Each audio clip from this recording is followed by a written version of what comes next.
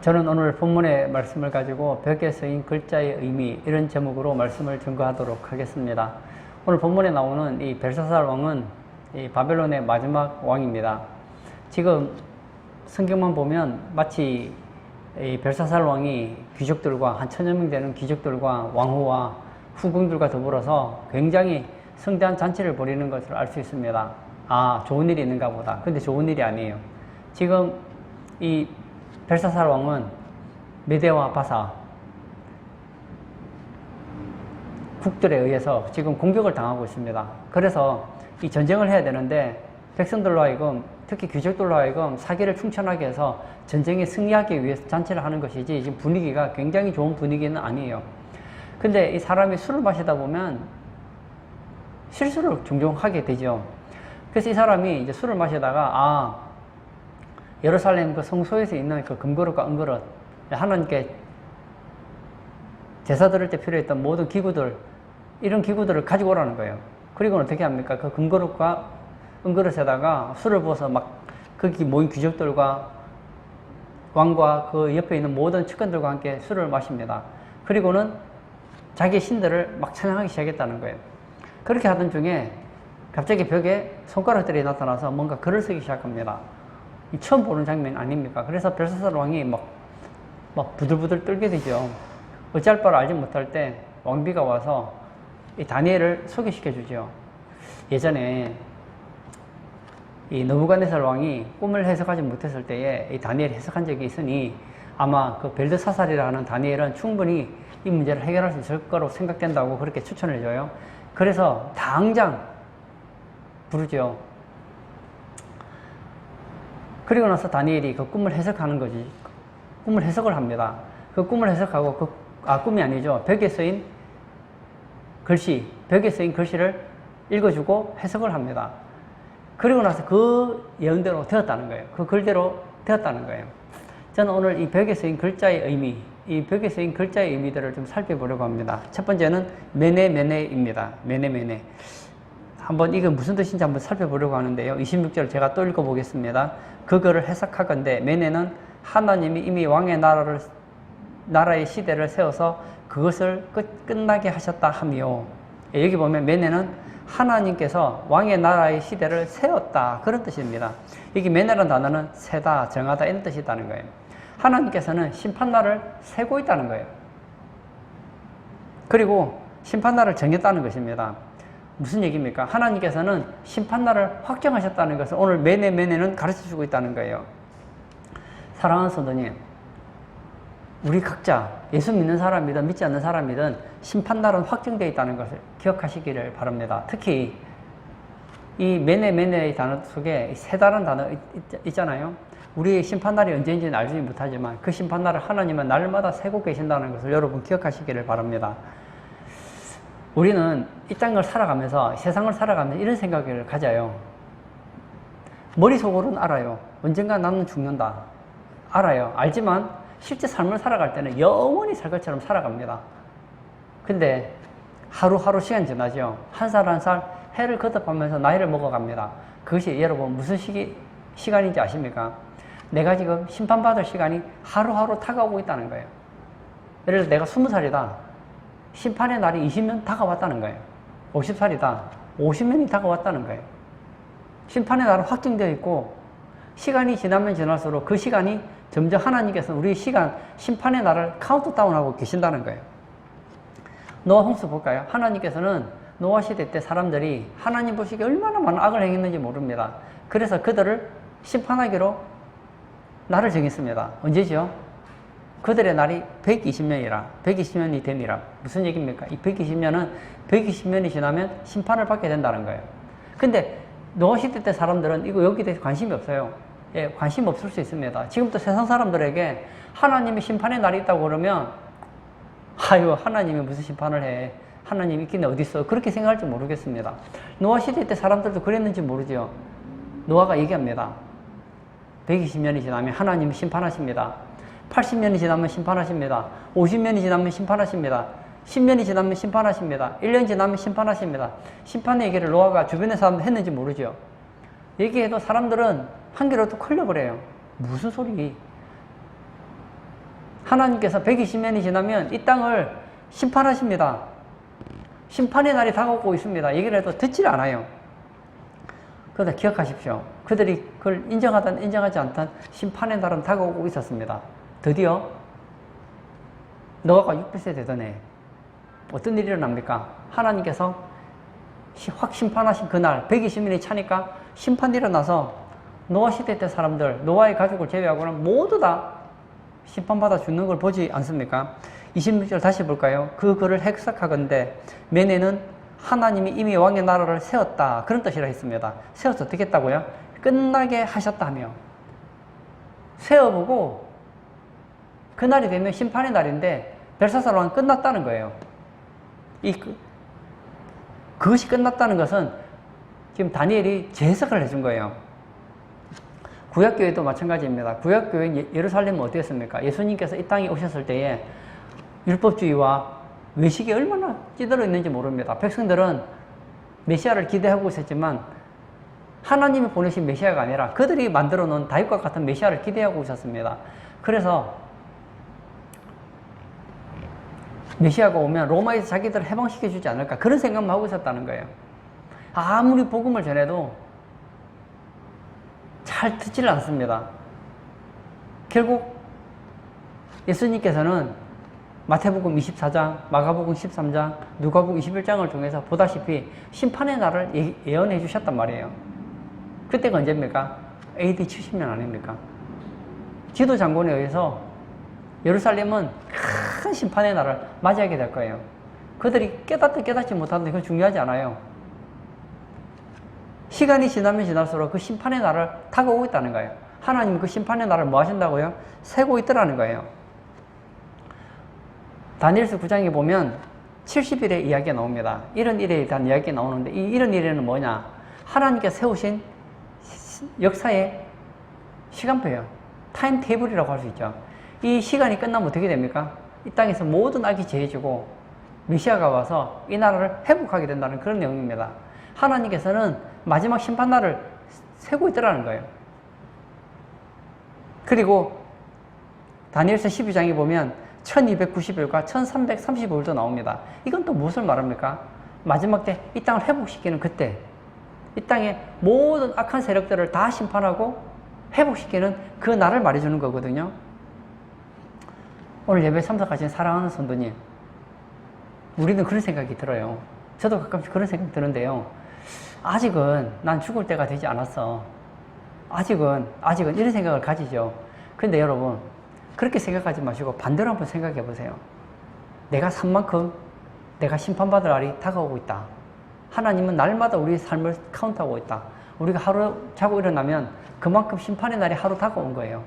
하나님은 우리 이 땅에 있는 모든 인류에 대해서 날마다 그 날을 세고 있다는 것을 여러분 기억하시기를 바랍니다. 여러분, 이 지구에는 지구 종말 시계라는 것이 있습니다. 아인슈타인을 비롯해서 과학자들이 이 지구가 대체 언제 멸망할 것인가, 그래서 1947년에 이런 지구 종말 시계를 만들었습니다. 그때에 0이라고 하면 7분 전, 그러니까 11시 53분이 되겠네요. 지구가 멸망하는 게 12시가 되면 멸망하는데 11시 53분이라는 거예요. 그런데 매월 발표를 합니다. 그런데 지금은 어느 정도냐? 지금 아마 더 단축되었을지도 모르죠. 더 단축되었을 겁니다. 이건 코로나19가 반영되기 전이니까 그때 얼마였느냐? 이제 100초 남았다는 거예요. 전에는 7분이었는데 이제 100초 남았다는 거예요. 전에는 분 단위였는데 이제 초 단위로 진입했다는 거예요. 그리고 여러분, 우리가 지구 종말 시계를 보지 않더라도 우리 세상 돌아가는 거 보면 알잖아요. 이 세상에 얼마나 많은 온난화 독소들이 많습니까? 매연, 산업, 플라스틱, 폐기물. 가만히 놔둬도요, 지구는 저절로 멸망할 수밖에 없습니다. 이 세상에 나오는 이런 쓰레기들을 조사했더니 히로시마, 나가사키에 원자폭탄 터뜨린 적이 있었잖아요, 미국이. 그런데 하루에 히로시마 원폭에 매일 50만 개 폭발하는 그런 독소들이 날마다 쌓이고 있다는 거예요. 한번 생각해 보세요. 히로시마에 날마다 50만 개의 폭탄이 투하된다. 전 세계에 한번 우리 지구에 터진다고 한번 생각해 보세요. 그러면요, 가만히 있어도 지구는 망할 수밖에 없는 거예요. 그래서 좀 깨어있는 사람들은, 뭐 저는 그걸 인정하지 않습니다만, 지구에는 어차피 망할 수밖에 없으니 지구 밖에 우주로 나가서 우주에 살 곳을 찾아야 된다. 그런 생각을 가지시는 분들이 계신 것 같아요. 여러분, 그렇게까지 생각하실 필요는 없어요. 하지만 여러분, 과학자들이 봐도 이제는 멸망의 날이 얼마 남지 않았다는 거예요. 여러분, 지구의 심판의 날도 얼마 남지 않았고 우리 각 개인에 대한 심판의 날도 얼마 남지 않았다는 거 여러분들은 기억하시기를 바랍니다. 여러분, 내 심판의 날이 다가오고 있구나. 이 우주적인 심판뿐만 아니라 우리 개인에 대한 심판의 날이 다가오고 있구나. 이것을 우리들은 깨달으셔야 된다는 거예요. 벽에 쓰인 글자의 의미 첫 번째는 메네메네입니다. 하나님께서는 심판의 날을 확정하셨다는 것입니다. 확정하시고 세고 있다는 거예요. 두 번째는 대겔입니다. 대겔 27절. 대겔은 왕을 저울에 달아보니 부족함이 보였다 하며, 이 대겔의 뜻은 달다, 재다 이런 뜻이 있다는 거예요. 여러분, 이 저울에 보면 이제 물건 올라서 이 무게가 어느 정도 되는지 달아보잖아요. 이 벨사살 왕을 하나님께서 하나님의 저울에 달아보니까 어떻게 했다고요? 부족하다 이렇게 됐다는 거예요. 무슨 얘기입니까? 이 대겔이라는 것은 하나님께서는 우리의 모든 행위를 달아보시고 심판하신다는 거예요. 하나님은 심판하실 때 그냥 마음에 드는 사람은 심판하지 않으시고 마음에 안 드는 사람은 심판하시는 그런 하나님 아니에요. 우리 행위를 달아보신다는 거예요. 벨사살 왕은 심판을 받았습니다. 심판의 날이 다가왔습니다. 그 날이 언제죠? 오늘 밤이에요. 하나님께서 하나님의 저울에다 벨사살 왕을 행동을 달아보았더니 부족하다는 거예요. 사랑하는 성도님, 우리도 언젠가는 죽겠죠. 어쩌면 살아서 예수님 이 땅에 재림하실 수도 있죠. 우리가 가든 주님께서 오시든 어쨌든 심판의 날은 다가옵니다. 그때 하나님께서 어떻게 하신다고요? 우리의 행동 하나하나를 다 달아보신다는 거예요. 저는 오늘 예배 참석하신 우리 성도님들이 벨사살 왕처럼 되기를 원하지 않습니다. 주님 앞에 서는 날 하나님의 저울에 달아보았더니 뭐라고요? 부족하다. 너는 칭찬받기에 부족하다. 너는 상급받기에 부족하다. 얼마나 불행합니까? 저는 여러분들이 좀 넉넉한 인생을 살았으면 좋겠어요. 너는 칭찬받기에 합당하다. 너는 상급의 주인공되기 합당하다.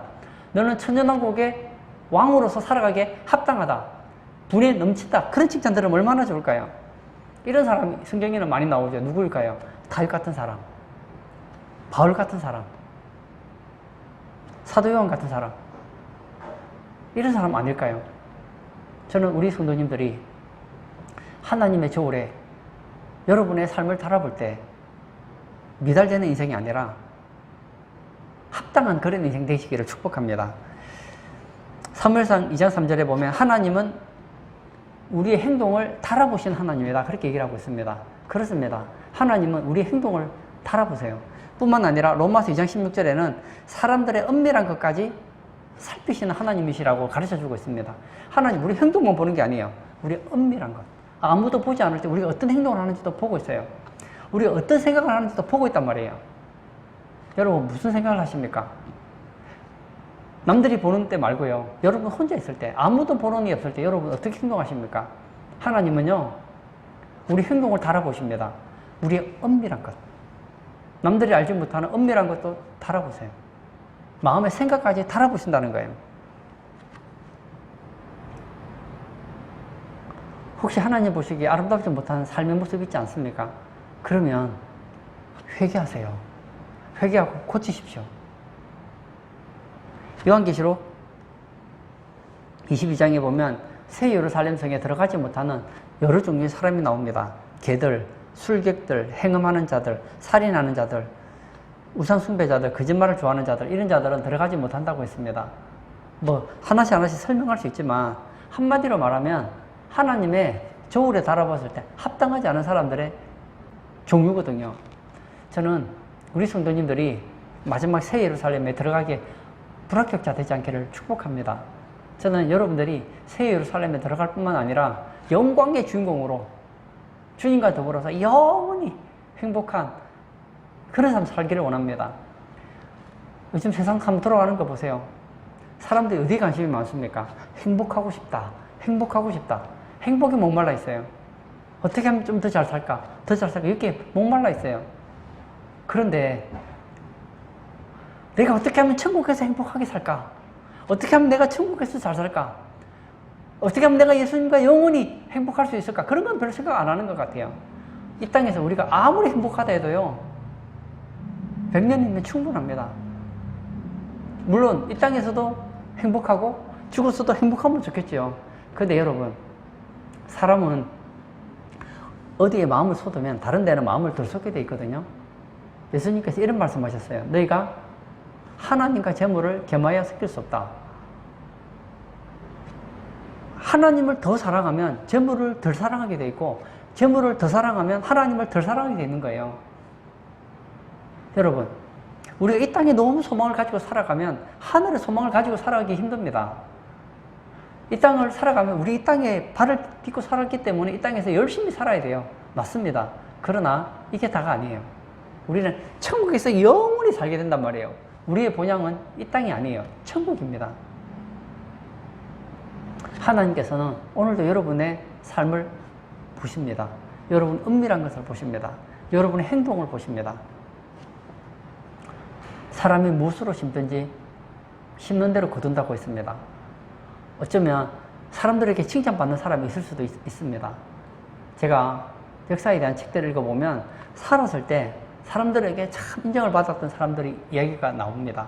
그런데 나중에 죽고 나서 보니까 생각보다 깨끗하지 않은 삶을 살았던 사람들도 있더라고요. 소설책 중에 지킬 박사와 하이드라는 그런 책이 있잖아요. 이 지킬 박사는 얼마나 동네 사람들에게 착한 그런 분인지 모릅니다. 근데 그 동네에 굉장히 못된 사람이 있습니다. 막 성폭행범에다가 온 동네를 공포에 몰아넣는 이 하이드라는 사람도 있었습니다. 나중에 이 하이드를 잡고 보니 누구였습니까? 바로 지킬 박사 아니었습니까? 인간의 이중적인 모습을 보여주는 것이죠. 사람들이 보는 데서는 착하게 보일 수 있어요. 교회 와서는 신앙 좋은 것처럼 할 수 있습니다. 여기가 전부가 아니잖아요. 여러분, 가정에서 여러분 어떤 삶을 살고 계십니까? 직장에서 여러분 어떤 삶을 살고 계십니까? 아무도 보는 일이 없을 때 여러분 어떤 삶을 살고 계십니까? 하나님은 달아보신다는 거예요. 하나님께서 달아보실 때 벨사살론과 같이 부족함이 보였다 하며 이렇게 되지 마시고 달아보실 때 넉넉했다. 그런 주인공 되시기를 주의 이름으로 축복합니다. 세 번째, 우바르신입니다. 28절 제가 또 볼까요? 베레스는 왕의 나라가 나뉘어서 메대와 바사 사람에게 준바되었다 하미니이다 하니, 여기 보면 이 베레스는 왕의 나라가 나뉘어서 메대와 바사 사람에게 준바되었다. 이 베레스라는 단어의 뜻은 무슨 뜻이냐? 둘로 쪼개다, 둘로 나누다, 이런 뜻을 가지고 있습니다. 무슨 얘기입니까? 이 바벨론 나라를 쪼개겠다는 거예요. 멸망시키겠다는 거예요. 쪼개서 어떻게 하겠다는 거예요? 메대와 바사 사람에게 주겠다는 거예요.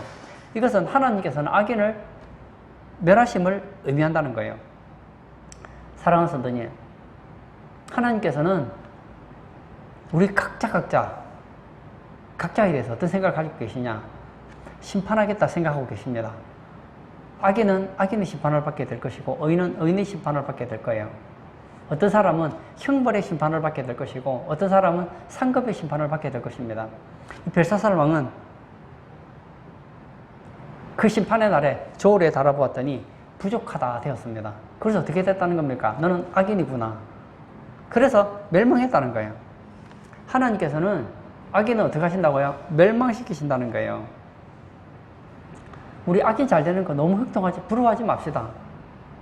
저렇게 악한 사람이 왜 저리 잘 되는가? 여러분, 여긴 천국이 아니잖아요. 아직 심판날이 아니잖아요. 하나님은 사랑이 많으셔서 인내하십니다. 그러나 하나님의 인내가 끝도 없이 무궁한 건 아니에요. 하나님 인내는 크시지만, 하나님의 긍휼은 무궁하시지만 심판의 날은 반드시 있다는 거예요.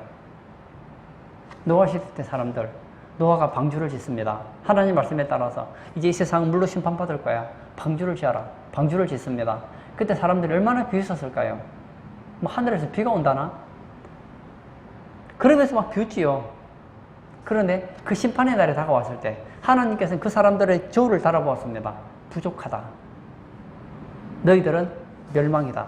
그래서 어떤 일이 생깁니까? 하늘에서 막 비가 쏟아지고 밑에서 창수가 터지고 그래서 이 땅에 존재하는 모든 사람들이 멸망당했던 거 보지 않습니까? 여러분, 악인의 종국은 멸망입니다. 소돔은 어떻습니까? 롯이 살았던 그 소돔, 도승이가 만연하고 하나님께서 얼마나 악이 심한지 정말 그들이 진짜 악을 행하는지 보러 오셨어요. 그리고 소돔성에 가서 알죠. 아, 이 성은 망할 수밖에 없구나. 그래서 어떻게 됩니까? 불과 영으로 멸망당하잖아요.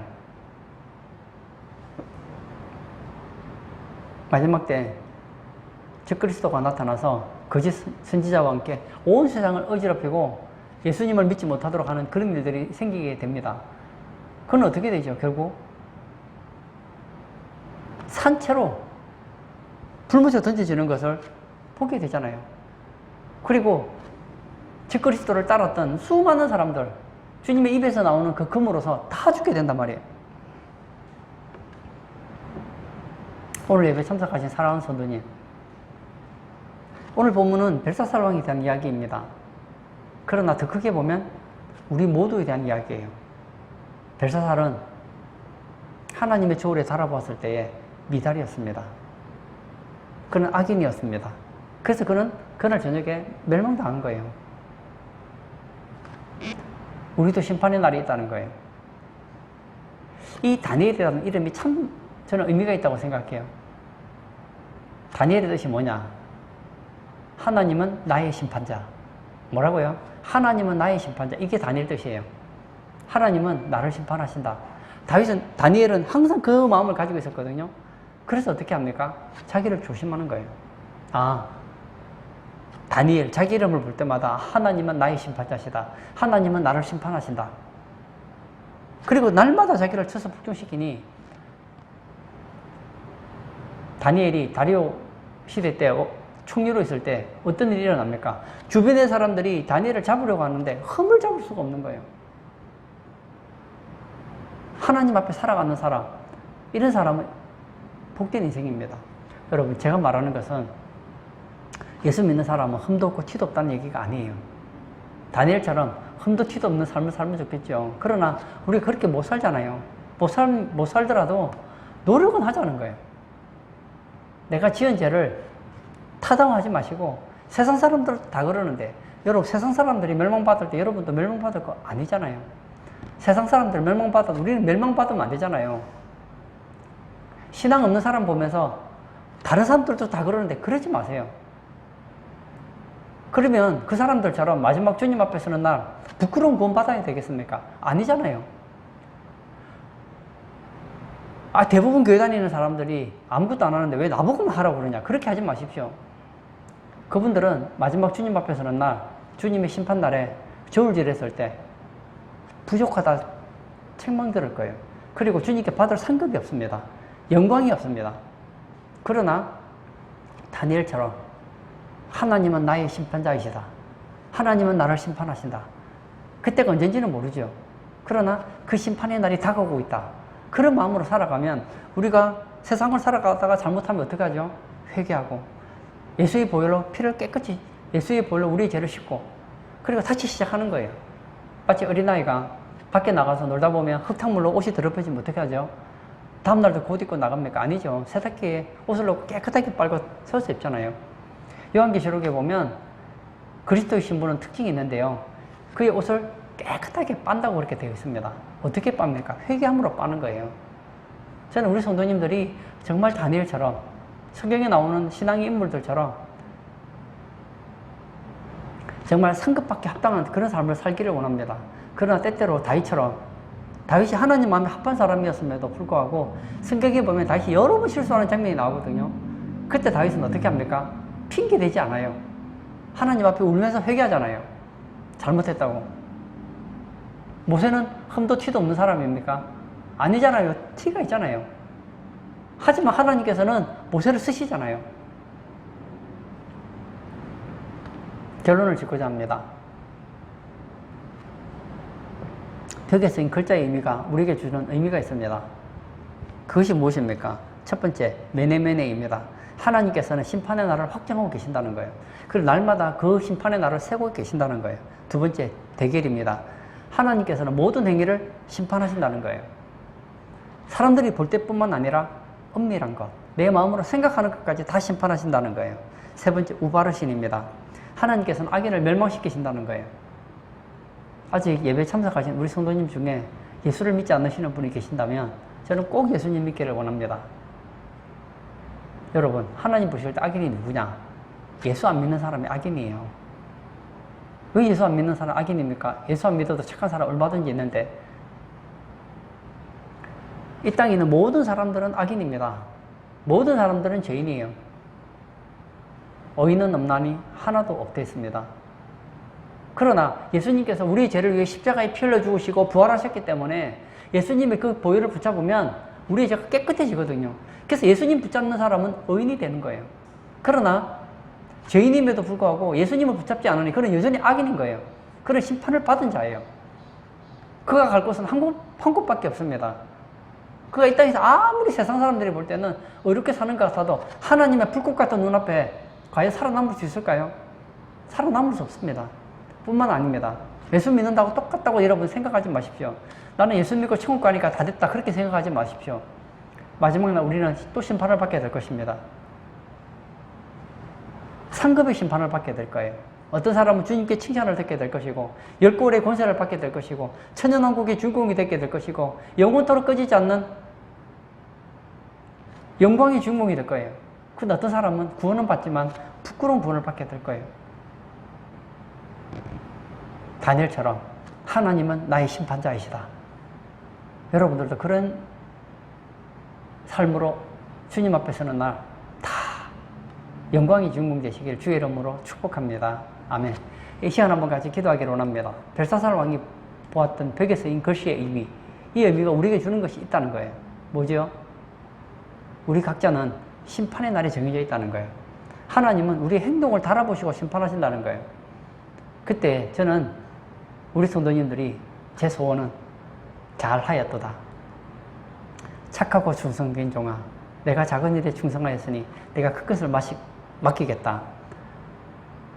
나와 함께 즐거움에 참여하라. 그런 우리 성도님 되셨으면 좋겠습니다. 그러기 위해서 필요한 것이 있습니다. 다니엘을 기억하십시오. 하나님은 나를 심판하신다.